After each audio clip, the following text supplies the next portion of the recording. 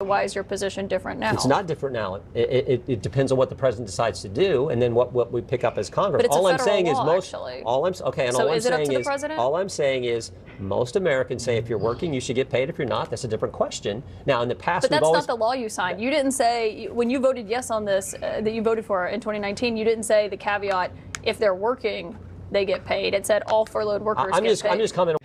Hey guys, I'm Mike. And I came across this video from a while ago that's definitely worth revisiting. It features Kaitlan Collins on CNN doing what a lot of viewers wish they saw more often, refusing to let an elected official dodge the question. The segment turns into a clear example of how deflection, repeated talking points, and topic shifting work in real time, and what it looks like when a journalist doesn't let it slide. Before we dive into the full story, comment where you're watching from, and don't forget to like and subscribe so you don't miss the next one. Let's watch the clip together. My source tonight is the Republican Congressman Jim Jordan of Ohio, who is the chairman of the House Judiciary Committee and also sits on the House Oversight Committee. So thank you for being here tonight. In addition to your titles, you also have 56,000, I think, federal workers in your home state of Ohio, 6,000 in your district alone. Do you think that the Wright-Patterson Air Force Base? Yeah. Do you think that they should all be getting back pay? Well, I think people are working, certainly. I mean, the way, people who are furloughed who aren't essential, I think that's a different question. But the way to solve this is for Chuck Schumer to open the government, for Chuck Schumer to vote for what he did 6 months ago, and then you don't have to deal with this question. But where I come from, if the truck driver's not driving a truck, he doesn't get paid. If the guy who hangs drywall is not hanging drywall, he doesn't get paid. So I think that's a different question than certainly the people who are working every day during this shutdown caused by Chuck Schumer. But the question is moot if Chuck Schumer would simply do what he did 6 months ago, do the common sense thing, vote for the level of spending that he and all the other Democrats agreed to just a few months ago. So your stance is if you're going to work, you should get paid. Certainly. If you're at home, you should not get paid. Well, I think that, no, what I'm saying is that's how most Americans see it, I believe. But it's a moot question if the Democrats will just do the right thing, if Chuck Schumer will just say, we're going to open the government. I voted for it 6 months ago. I mean, the real debate here But actually, is it a moot point? Because they've already gone 1 week without getting paid. And if you're someone who's furloughed, which is you're told not to come to work, you're not choosing not to go to work. And, some of these, 1 in 6 Americans lives paycheck to paycheck. And that probably includes federal workers. And Kaitlan, the easiest way for this to all get, the easiest remedy is the one that Chuck Schumer voted for 6 months ago. Open up the government. Open up the government. The real debate here is between Chuck Schumer and himself. 6 months ago, he picked common sense. Today, he's picking the radical left. 6 months ago, he voted for the level of spending. He won't do it today because, frankly, as we all know, he's nervous about the left, particularly AOC in a primary in a couple years. So I want to talk about Chuck Schumer, debate. But this is actually a debate for these federal workers who have nothing to do with what's happening between Republicans and Democrats on Capitol Hill. They're caught in the middle of this, and they didn't bring on this shutdown. So why should they have to suffer and not get their back pay? They don't have to suffer. Chuck Schumer opens the government. If Democrats will open the government, if they will vote for, but if it opens tomorrow, they went a week without pay, right? And President, I think they get paid. But I think the president's saying if this goes on, maybe there's this question he's going to debate it, going to look at it. The other thing you got to keep in mind is, what are they supposed to do? A $37 trillion debt, and the Democrats refuse to open the government? What are they supposed to do? So I think that's the other thing you got to look at, and I think, frankly, that's how most, again, Americans who have common sense view the whole situation. Yeah, but the debt has been there. It's been a problem in past government shutdowns, and the president signed that bill in 2019 to restore back pay for all these federal workers then, and you voted yes on that, actually. And he may, in fact, do the same thing now. All I'm saying is, the easiest way to make sure this is not a concern for any people who are working or people who are furloughed, is for the Democrats to open the government. But actually, when the bill was signed back in 2019 during that last shutdown, it wasn't just for that shutdown, it was for future shutdowns, so federal workers wouldn't get caught in this dispute between Republicans and Democrats. Okay, fine. That's fine. That's what was signed back then. I think the same thing could happen this time. We'll see. But we know it's not a problem if the Democrats will do the right thing, the common sense thing, instead of saying, oh, I'm going to do what the hard left is demanding our party do, fight President Trump at every single turn. This is so darn simple. You voted for it 6 months ago. What's the difference now? Oh, I mean, I like what the vice president said.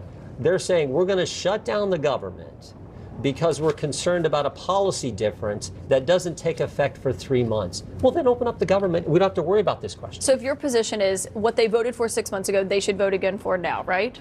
Well, yeah, I think it's pretty clear Okay, so on the government on funding the government. Okay, so you voted in 2019 that federal workers who are furloughed should get their back pay. So why is your position different now? It's not different now. It depends on what the president decides to do, and then what we pick up as Congress. But it's all a I'm saying law, is most. actually. All I'm okay, and so all I'm is it up saying to the is president? all I'm saying is most Americans say if you're working, you should get paid. If you're not, that's a different question. Now, in the past, but that's always, not the law you signed. You didn't say when you voted yes on this that you voted for in 2019. You didn't say the caveat if they're working, they get paid. It said all furloughed workers get paid. I'm just commenting on what the president said, and I think the easiest way to remedy this is what I've said now several times. Chuck Schumer, open up the government. Yeah, but I'm talking about what you voted for. So if your position is still then it's that furloughed workers who aren't going to the office and we may, in paid. fact, vote for that again, because I think it would take a change in the law to undo what. Okay, let's pause and talk about what just happened here, because this was a textbook example of how to handle a politician who refuses to answer a direct question. Kaitlan Collins just gave a masterclass in accountability journalism. Jim Jordan repeated Chuck Schumer 11 times in under 5 minutes. Yes, I counted, and that's not an answer. That's a talking point on loop. And instead of letting him run out the clock, Collins kept pulling him back to the actual question. Should federal workers receive back pay? That's where it gets especially revealing. Jordan rolls out this truck driver analogy. If a truck driver isn't driving, they don't get paid. But that analogy completely misses the point. Federal workers aren't choosing to stay home. They're furloughed. The government is literally telling them not to come to work while politicians fight. That's not working. That's being locked out by your employer. And Collins knows it. So she presses harder and brings up the 2019 law Donald Trump signed, which guarantees back pay to furloughed federal workers during shutdowns. Not just that shutdown, but all future ones. And here's the key detail. Jim Jordan voted for that bill. So Collins asks the obvious follow-up. Why is your position different now? Jordan says it's not different, and then immediately explains how it is different by trying to add conditions that were never in the law. The 2019 bill didn't say only if they're working. It said furloughed workers get back pay, full stop. The strongest moment comes when Collins flips his own logic back on him.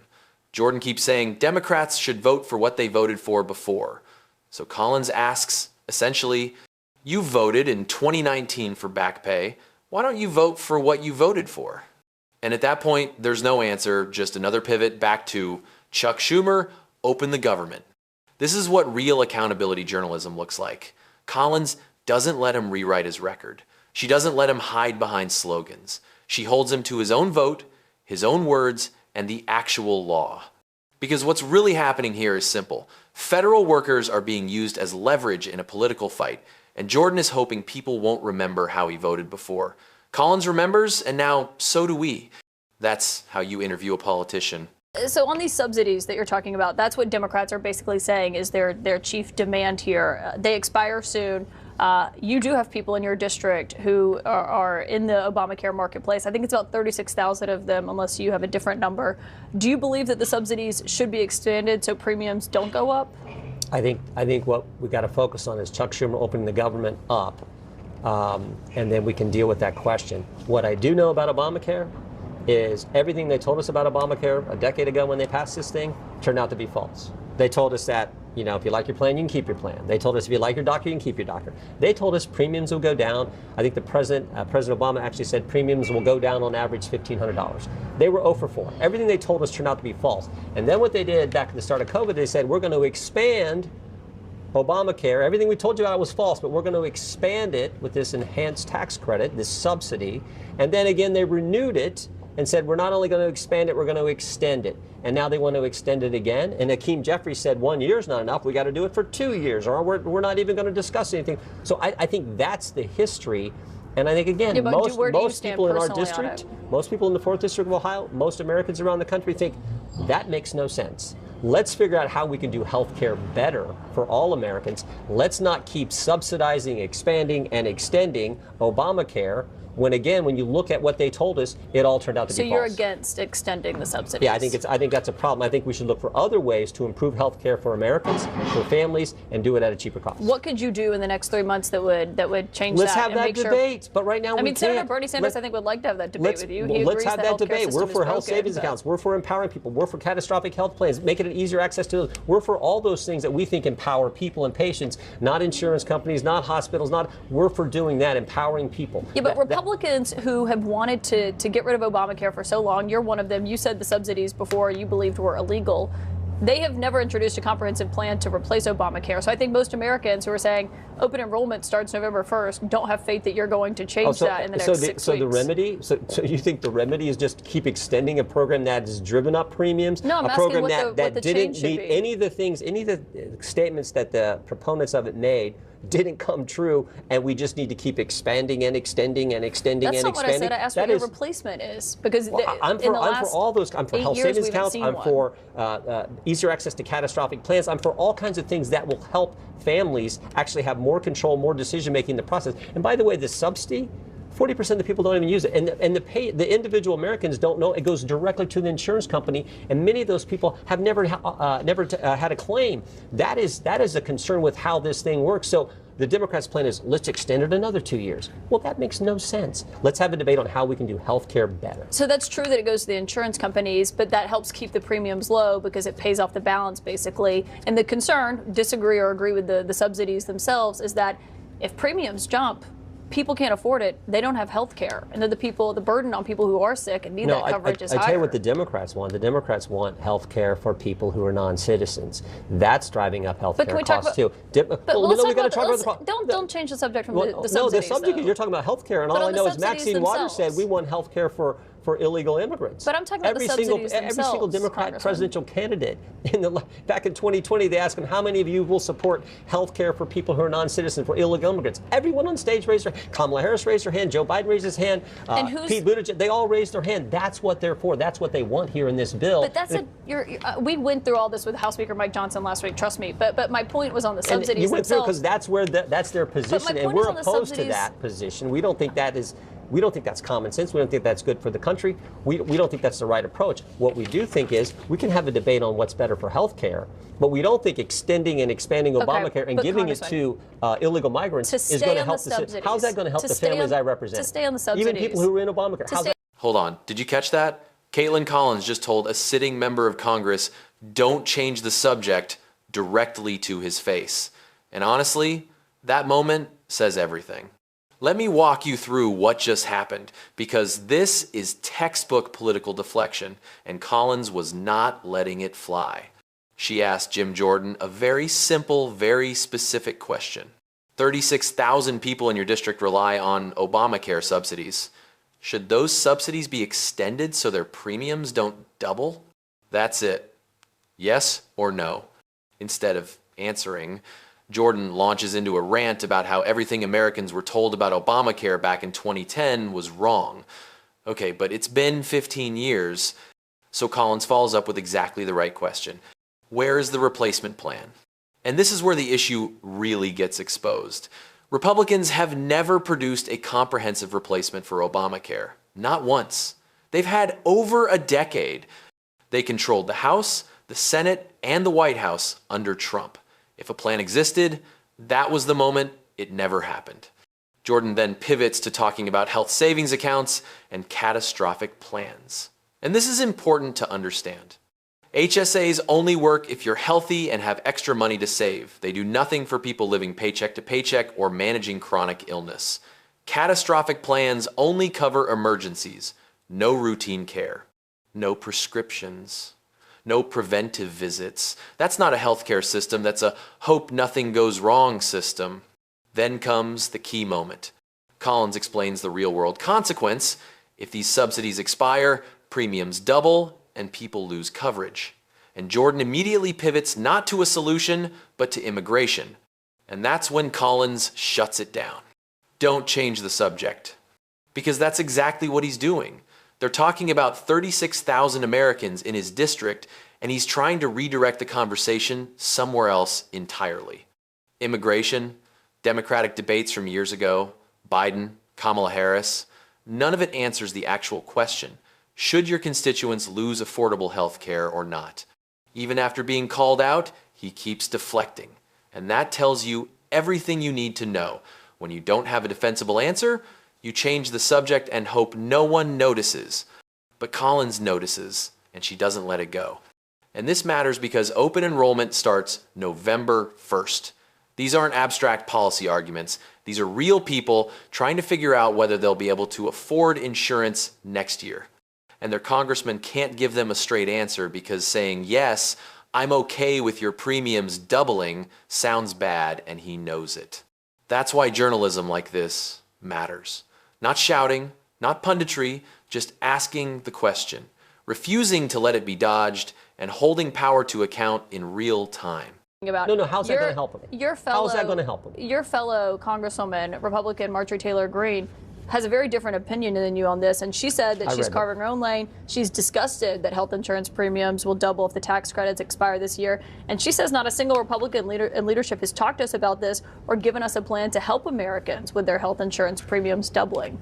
Is that true that no one in Republican leadership is having conversations about what to do about this? We are focused on getting the government back open right now, and Chuck Schumer is the impediment to doing that. Chuck Schumer is the one who's making this keep people from working, the potential that some of these furloughed people can't get back to work. He's the one doing that. He's the one who's raising this issue. Open up the government. We'll be happy to debate and discuss health care. But what is that? November 1st is open enrollment, so what does that look like? This policy doesn't kick in. This change in policy doesn't expire until the end December of the calendar 31st. year. Until the end of the calendar year. We got time to work with it. And that's we're happy to do that. We're happy to do that. But to me, the answer is not extending and expanding Obamacare, which again, everything we were told about Obamacare turned out not to be true. And the Democrats' position is we're going to extend it and expand it. I don't think that makes sense. If the government reopens tomorrow and these subsidies expire and they don't get extended, because you're not going to vote to extend them as you've made your policy clear right here. It depends. What do Americans do when their premiums go up? Depends on what other up? changes happen to health care that actually empower families, not empower government, not empower insurance companies. Are we going to expand the ability to health savings accounts, people to have better control of their health care, more catastrophic plans where they're much cheaper plans? Are we going to do those kind of things that I think are good for families or not? But Marjorie Taylor Greene says that Republican leadership is not having a conversation about what to do about that if these subsidies don't get extended. We have conversations about health care all the time in this town. It's like one of those issues we talk about a lot, and the Democrats always want more government, which leads to higher costs and I think reduced, not the same quality of care.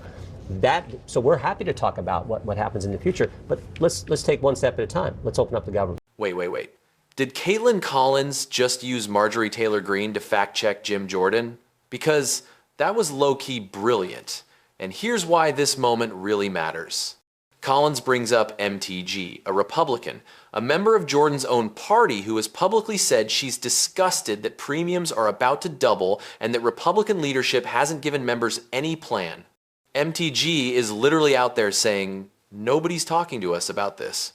So what does Jordan say? We talk about healthcare all the time in this town. Okay, then someone's lying. Either Jim Jordan is lying or Marjorie Taylor Greene is lying. They can't both be telling the truth. And honestly, I believe MTG on this one. Because if Republicans actually had a plan, Jordan would have said it by now instead of repeating health savings accounts for the 15th time. Then Collins asks the killer question. Open enrollment starts November 1st. What does that look like? That's such an important moment because this isn't theoretical. People have to enroll in November. They need to know right now whether their premiums are doubling. They need to budget. They need to make decisions for their families. Jordan's response? We have until December 31st. No, you don't. Open enrollment isn't in December. It starts in November. People can't wait until the last minute to find out whether they can afford health care. That's not how real life works. And Collins doesn't let him slide. She asks him directly, you're not going to vote to extend the subsidies, right? And once again, Jordan gives her nothing. Just vague talk about empowering families and catastrophic plans. That's not a healthcare policy. It's a PowerPoint slide. Where's the bill? Where's the legislation?